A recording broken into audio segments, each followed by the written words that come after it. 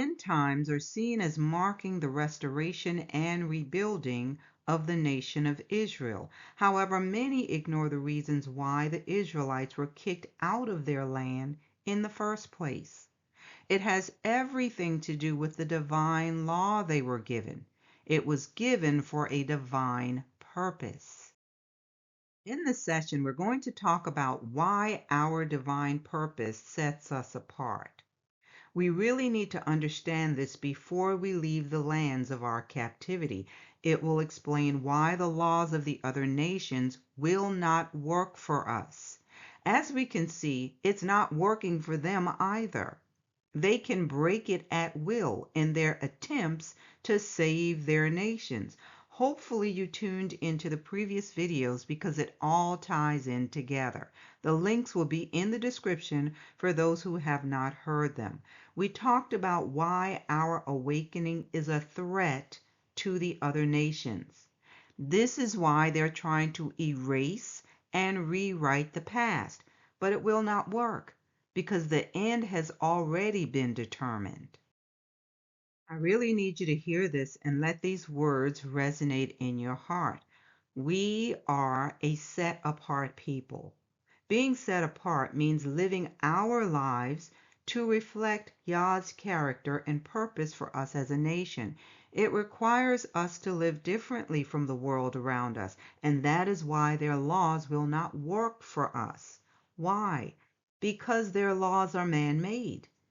The governing system of ancient Israel was based on justice and mercy. The governing structure, our Constitution, was based on righteousness, not greed and exploitation. The system was theocratic, civic, and conservative. It also required the agreement of the people. Our ancestors entered into an agreement with the Most High. He upheld his part of the agreement. We did not, because we wanted to be like the nations around us.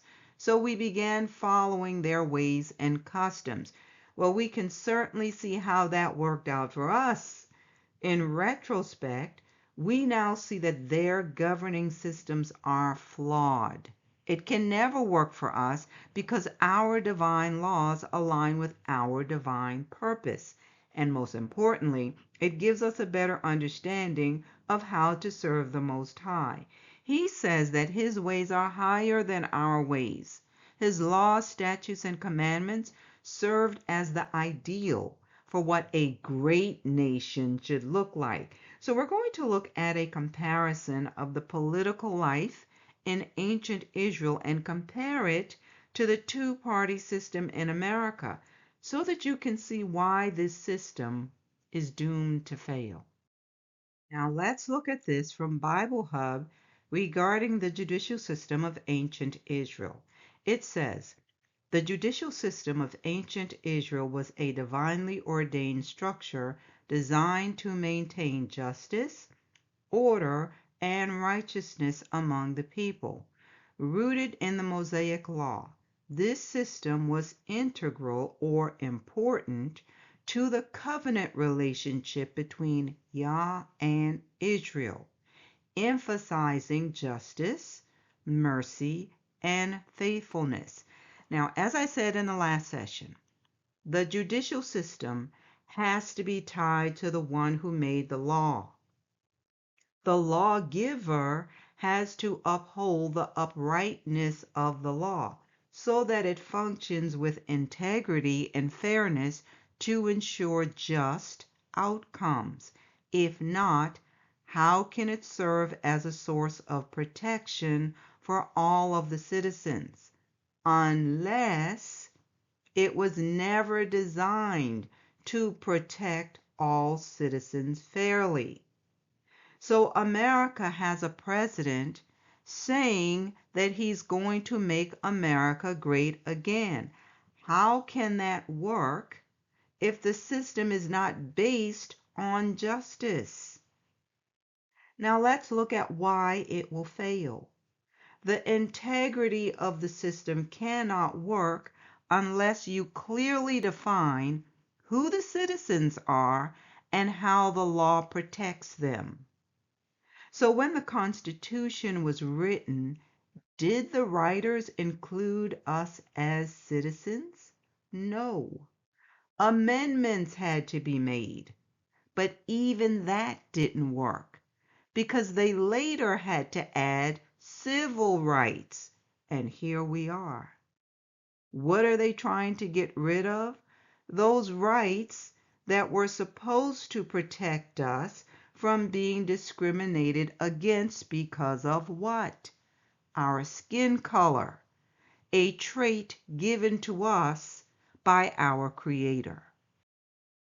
So when you look at the law that was given to our ancestors at Mount Sinai, it was based on moral, civil, and ceremonial aspects as recorded in the Torah. The law was the ultimate authority with Yah as the supreme judge. What do we know about him? He's going to judge fairly. We don't have that in America. There are times when the ruling will be based on the status and the wealth of certain people. Let's go ahead and say that white skin or colorism privileges white over dark skin tones in areas such as income, education, etc. But according to our law, it says in Deuteronomy 1:17, do not show partiality in judging. Hear both small and great alike. Do not be afraid of any man, for judgment belongs to Yah. In other words, the law should be the law, regardless of your status. Moses served in the role as a judge, but who was he subjected to? The Most High. As the population grew, others were appointed to serve as judges, but they had to be people of integrity. They had to fear the Most High, be trustworthy, and hate dishonest gain. In addition to the judges, there were elders and officials who administered justice. It says in Deuteronomy 16:18, appoint judges and officials for each of your tribes in every town that the Most High is giving you, and they shall judge the people fairly. We have seen time and time again that the justice system in America is broken. It has not protected all citizens fairly. We also had priests and Levites who held significant judicial responsibilities, particularly in cases involving religious or the ceremonial law. They served as interpreters of the laws. In accordance with Deuteronomy 17:8-9, if they had a difficult case, whether it was about bloodshed or assault, they were to take it to the priests and to the judge in office at that time. Later on, with the establishment of the monarchy, and this is something our people asked for because they wanted to be like the other nations, by the way. Let's make sure we understand that. But when kings were appointed, they were expected to rule with justice and righteousness. They were supposed to uphold the law and ensure that justice was administered throughout the land. So we see then that the law was designed to reflect the Most High's justice and holiness. It emphasized the importance of impartiality, integrity, and adherence to the law. It served as a model for justice that pointed to the ultimate righteousness found in the Most High Himself. So if the law did not come from Him, then it's man-made and it's going to be flawed. So we are a people living in the lands of our captivity, expecting the laws of the land to be just and fair. You don't need a law degree to tell you that it's not. The United States leads the world in total number of people incarcerated, with more than 2 million prisoners nationwide. Do you know that there are several countries with less than 2 million people Now you tell me, is America incarcerating so many people because of a just system? No. The incarceration rate is a sign of a significant social justice problem. There are several states imprisoning more people than they educate each year. This article from Manhattan Institute is talking about the cultural contradictions of American education. It says for several decades now, educators in the United States have focused much of their attention on the disappointing levels of academic achievement among low-income children. This concern is hardly unwarranted, even as it became clear to policymakers that education would be critical in preserving economic mobility into the 21st century. America's low-income children were falling further and further behind their wealthier peers. Growing inequality, intractable racial disparities, moribund test scores, and low college graduation rates signaled that America was not fulfilling its promise of opportunity for all. We're joined now by Jared Polis. He's the governor of Colorado and chair of the National Governors Association, where he's leading a new bipartisan education policy initiative. Governor, welcome. Thanks for being with us. A pleasure joining you. So as you know, the federal government sent some $190 billion to schools across the country since 2021, moving out of the pandemic. A lot of people thought that would help us to see a bounce back from those pandemic numbers. Aside from fourth grade math, as we just showed, we didn't see that. Why not? So here's what was announced today and why this is news. This is called NAEP, which is also called the Nation's Report Card. This is basically the same test given to fourth graders to eighth graders in all 50 states. What we normally have in any given year is we have state standardized tests. But guess what? They're different from state to state. So it's really hard to compare. That's why this Nation's Report Card in NAEP is so important. It allows us to compare between Alabama, California, Colorado. What we did with our GEAR funds and our ESSA funds, which were some of the one-time funds you mentioned over the last couple of years from the federal government, is we're able to really target them around the areas that we thought were most in need of improvement. Namely, we identified areas like math, fourth grade, eighth grade math. And guess what? We saw significant improvements in Colorado, particularly among students of color in those areas. And it's really a question of how we can target the resources we have towards those who most need it to be able to achieve at grade level. It shouldn't just take the federal government doing this. Founder and CEO of the Center for Education Reform joins us. Jeannie, what is happening here, especially when it comes to reading? It has been a crisis for 40 years, Eva. This is not new, but our attention is more riveting right now because of what happened during COVID.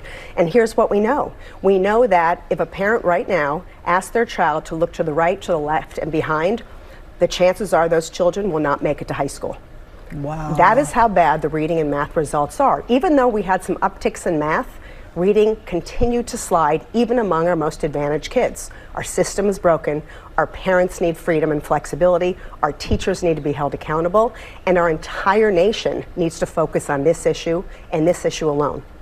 But who's paying the biggest price? I mean, is it minority kids who are living in low-income neighborhoods and areas? Absolutely. Look, the advantaged kids are always going to be a little bit better. They're going to show up places. They're going to get the jobs. They have social capital, right?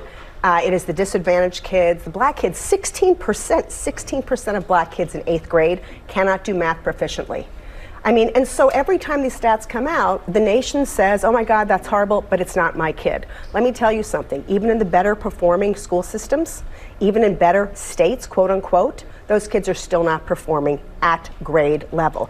But the state tests mask it, right? Because states game their test scores. So if you think your state or community is getting 70 to 80% of your kids are doing well, quote unquote, that's because you only had to get 50 or 60% of the problems right to get that 70, 80%.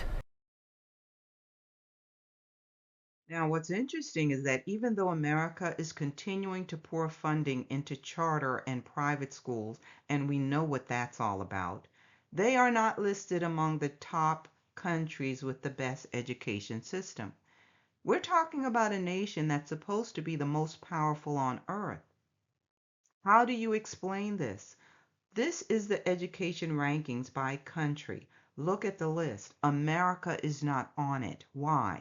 Because the nation is not interested in ensuring that all of its citizens excel. Why would you purposely block certain populations from achieving academically?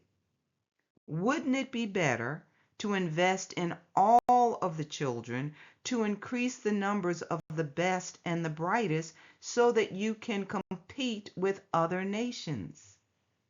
Look at this. It says China invests in all of its schools. China's investment in education is a comprehensive and systematic approach, ensuring that all levels of education are well funded. The government has set a target of spending at 4% of the nation's GDP on education, which has been met for 8 consecutive years. This investment includes not only the basic education system, but also higher education, vocational training, and special education. The country's efforts are aimed at providing equal access to quality education for all students, regardless of their background or circumstances. But no, America is investing in prisons. It only wants to ensure that a certain demographic will get the best education. But here's the thing. When you're determined to keep your foot on someone's neck, you can't advance either because you have to stay in that place with them. You're not able to move your foot. America is competing against a nation that's investing in all of its children. Again, how can you have a great nation with an unjust system? No, it's doomed to fail. Let's look at some excerpts from this journal article to see what set Israel's governing system apart.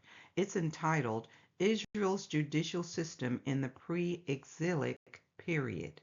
It says the question of the structure of Israel's judicial system is not an idle one of interest only to antiquarians. Rather, it lies at the heart of our understanding of Israelite faith. Scholars have long held that Israel was unique among the nations of the ancient Near East because it was a community whose political and religious unity was based on a covenant between the people and their God, and that's important. In return for God's gracious deliverance in the past and the promise of divine guidance in the future, Israel agreed to accept the obligations which were part of the covenant relationship. These obligations received concrete expression in a series of divinely given laws, with the result that for Israel law and covenant were inextricably bound together. Don't miss that. The law and the covenant were bound together. It goes on to say, in order to understand this faith adequately as a living reality, it is necessary to understand the role of the covenant laws in Israel's daily life. This, in turn, requires some knowledge of the means by which the laws were enforced and lawbreakers punished. So the leaders couldn't get away with transgressing the law either, because you were blessed or cursed based on your obedience. It goes on to say that the biblical sources are unanimous in portraying pre-monarchical Israel as one large extended family. And that's key right there. We're talking about the seed of Jacob. It says relationships between individuals, families, and tribes are expressed by using kinship terms, and statements of the social structure are often given in the form of a segmented genealogy. By the period of the Judges, this system had evolved to the point that the genealogies regularly indicate a social structure having 4 or 5 levels. At the bottom of the social pyramid were individual Israelites who were members of a household and an extended family. At this level, the basic social group was usually based on actual kinship and might range in size from 3 individuals in a household to 3 or 4 generations of kin in an extended family that traced descent from a common ancestor. It goes on to say, so ancient Israel possessed a hierarchically organized social structure based on the model of the kinship group. European nations never had that. They coalesced around religion and skin color. It goes on to say, the largest social unit, the nation of Israel itself, was made up of tribes, which in turn were composed of mishpahat, or extended families, and household or nuclear families. Lineage elders typically begin judicial hearings with a ritual that emphasizes the justness of the proceedings and the fairness of the elders. References to justice also appear throughout the hearing and are designed to convince the onlookers to accept the final solution to the dispute. Even though the members of the society know that elders are sometimes corrupt, the ideal of justice is still maintained. You know why? Because the Most High dealt with those who were in leadership positions. Think about the sons of Eli, King David, and even Moses when he disobeyed what Yah said. Now let's pause right here so that you can see why America's two-party system will never work. We're going to look at this comparison chart to see the major differences between Republicans and Democrats, and I'll just highlight a few. But Democrats are liberal and left-leaning, meaning they focus on community and social equity. This is why they push for the rights of the alphabet community or women's reproductive rights. They consider themselves to be more progressive, whereas Republicans tend to be conservative and right-leaning, meaning they want individual rights and justice, less government intrusions in capitalism and the economy. They focus on personal responsibility, like pull yourself up by your bootstraps. Another key area is traditional Christian or family values. So this is why they feel the nation has to control what a person can or cannot do with their bodies. And that right there is a contradiction. How can you say you're for individual rights, but you want to control what individuals do with their bodies? So Republicans support increased military spending. Democrats do not. They say they oppose gay marriage, but many of them support it behind the scenes, including Trump. They want a flat tax for everyone, while Democrats want higher taxes on high-income earners. And of course, there are other things. But what's key here is that you seem to have one group categorizing social justice, community, and social responsibility as their priority, and the other is placing a priority on individual rights and justice. But when you look at the laws, statutes, and commandments that we were given, all of these things are important. Now let's just look at some examples of what the Old Testament said about social justice, and this comes from Bible Study Tools. It says much of the Torah is a summary of the law God gave to Israel through Moses. This law contains many similarities to the other law codes of the day, but one notable exception is that God's law protects the helpless and underprivileged in society. In most contemporary societies, both then and now, widows, orphans, and the poor had or have few rights. But some examples of the teaching about justice from the law would include: do not deprive the foreigner or the fatherless of justice, or take the cloak of the widow as a pledge. The Sabbath year and the year of Jubilee are examples of protections built into the law to protect the poor, ensuring that they did not stay in slavery. Also, there were laws dealing with charging interest, and it protected the poor from being charged high interest on loans. Wouldn't that be great now? In Deuteronomy 14:28 through 29, it talks about provision being made to ensure that foreigners, orphans, widows, and the Levites had enough to eat. So you see that there are examples in Scripture to tell us that the Most High cared about social justice. For example, farmers would have to leave some of their crop in the fields for the poor to gather. Think about Ruth. The poor, including the fatherless, widows, and foreigners, would gather the leftover crops for their own sustenance. So it wasn't the dog eat dog system you see here, and they just ignore the plight of the poor and the less fortunate. Now, even though they had laws regarding social justice, this did not mean that people could just stand up and say, I will do what I want, or my body, my choice. No, the life of the unborn was important. They knew that the woman was carrying life, not something that could be discarded at will. And you certainly did not have LGBTQ rights. They knew the difference between a man and a woman. Also, there were consequences for behavior, and the behavior of one could negatively impact the entire nation. Look at what happened with Achan. The entire nation suffered because he made a decision to steal something.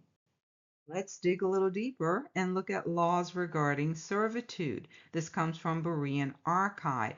It's entitled Ancient Israel, Slavery, Servanthood, and Social Welfare.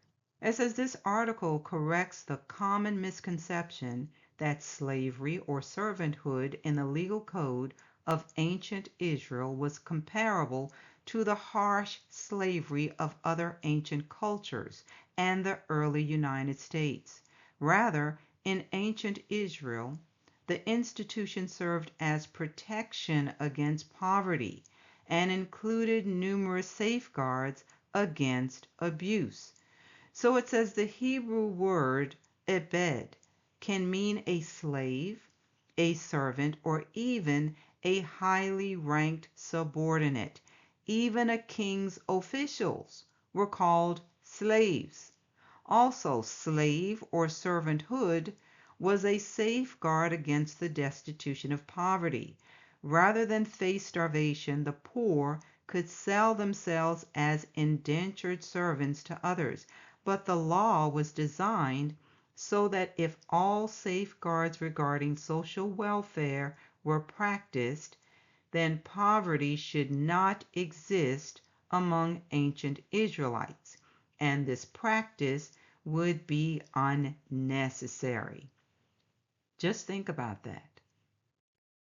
So it says, if every command of the Old Testament were followed, it becomes impossible for masters to treat Israelite or foreign servant slaves inhumanely. Now it goes on to show how unjust slavery was during the slave trade. According to Exodus 21:16, kidnapping people to be servants or slaves was punishable by death. Listen to this. You shall not oppress a resident alien. You shall also love the stranger. You shall love the alien as yourself, and love your neighbor as yourself. If a servant is released, masters were required to send them away with generous supplies. Also, it was illegal to force escaped slaves to return to their masters. So as you can see, social justice was extremely important, but the system was not one-sided or so individualistic that people could just do whatever they wanted. It was very conservative. based on the laws and moral values, but it did not exclude social justice. The treatment of others was very important. How do we compare this to the biblical standards of Israel? Basically, it reflects the view that the political structure is a public thing. It's not the private domain of a single man or ruling elite, but the property of the Most High, given for the benefit of the nation. The rulers are given authority to rule, but they represent the people, and they use their authority to execute public policy based on divine standards.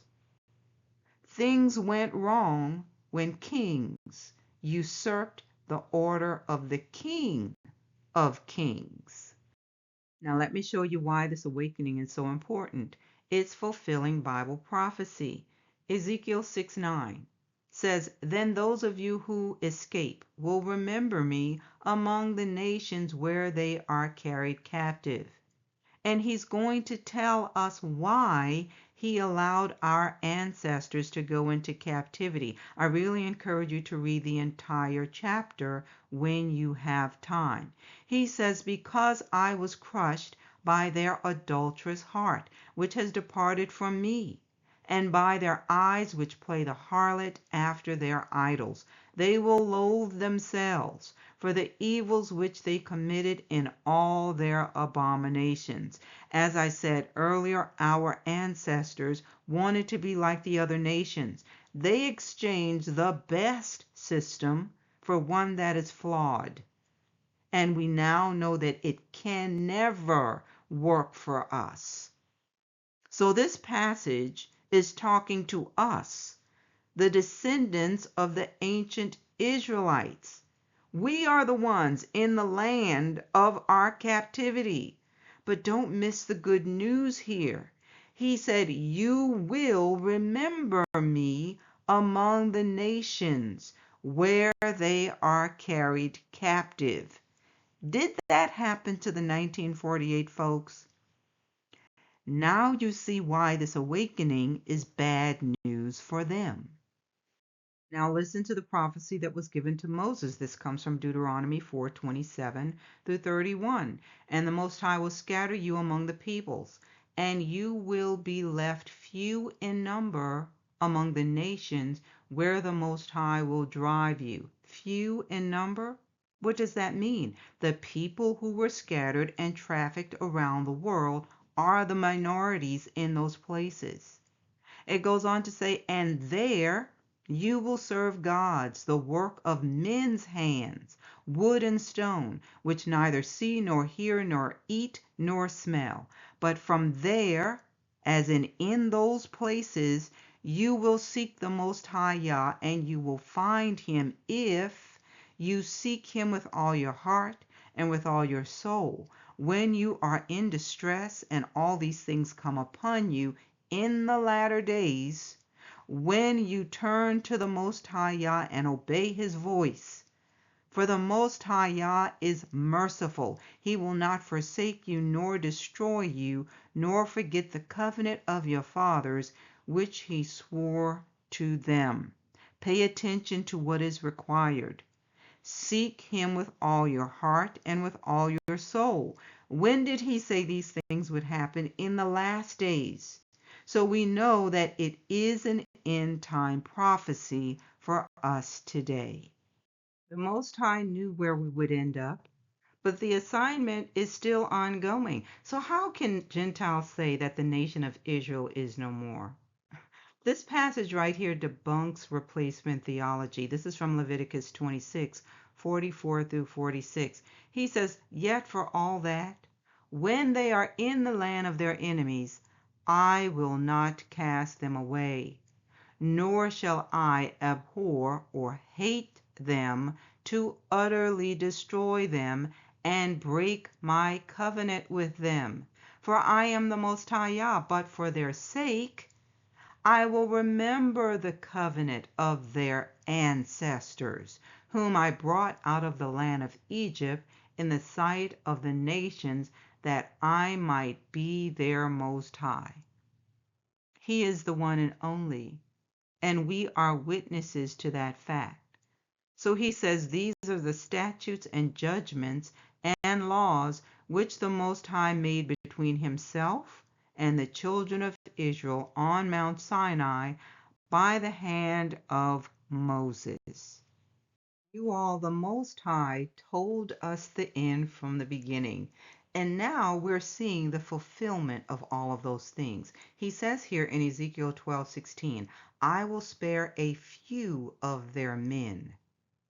I will spare a few of their men from the sword, from famine, and from pestilence, that they may declare all their abominations among the Gentiles wherever they go. Then they shall know that I am the Most High. So a lot of our people didn't make it. But some of our ancestors escaped. They made it through, and that's why you are still here. You have to carry on with the assignment to do what? Declare all of the abominations among the Gentiles. What is this talking about? Confessing our sins.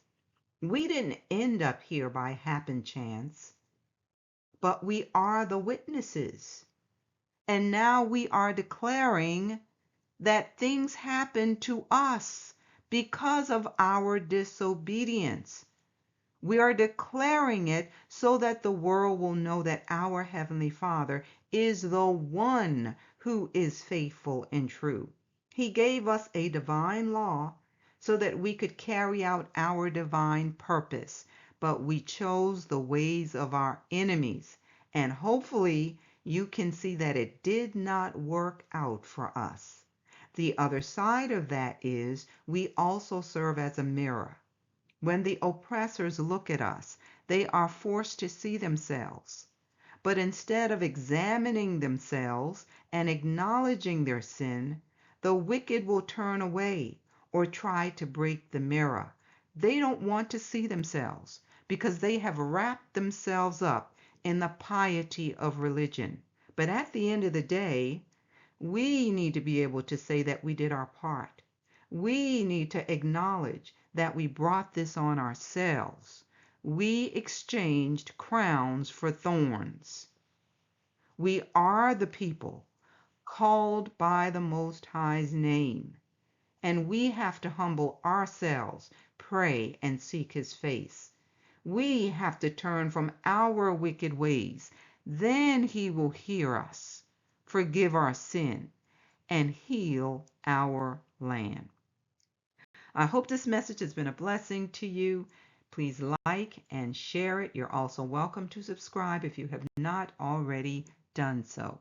We normally upload messages on Sunday mornings at 8:30 a.m. Yah willing. Join me next time.